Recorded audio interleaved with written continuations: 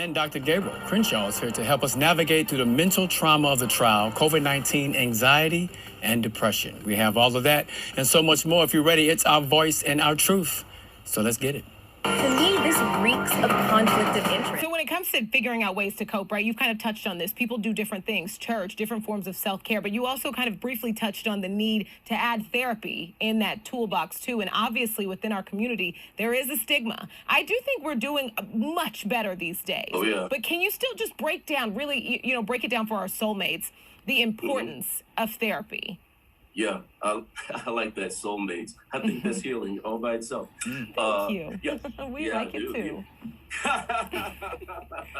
The importance of therapy is critical, and because in therapy we listen. I got some terms so that I can say this is what it's called. What you've been doing, it's called this. I can give you options. We can work together and find the right solution for you. We can do cognitive behavioral therapy. If you want to go back in history and say, this is all my mommy's fault, and I want to work with my mom, we can do that too. It's mom's fault. We'll work through that with psychodynamic.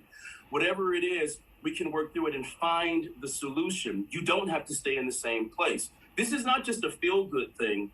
And I want to make a comparison. When I'm talking about therapy, I'm talking about people who have been clinically trained, who are licensed, like myself.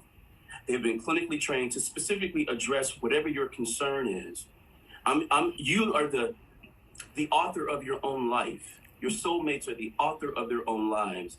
But there's a space where you want to get better. It's non-judgmental, unlike church can be sometimes. Y'all know what I'm saying? Mm-hmm. Ain't nobody judging you. You can say whatever you need to say, with a good therapist, that is. And you can find the truth of who you are, and then experience in therapy different ways through role play and all sorts of things to sort of act out that truth before you hit the real world with it.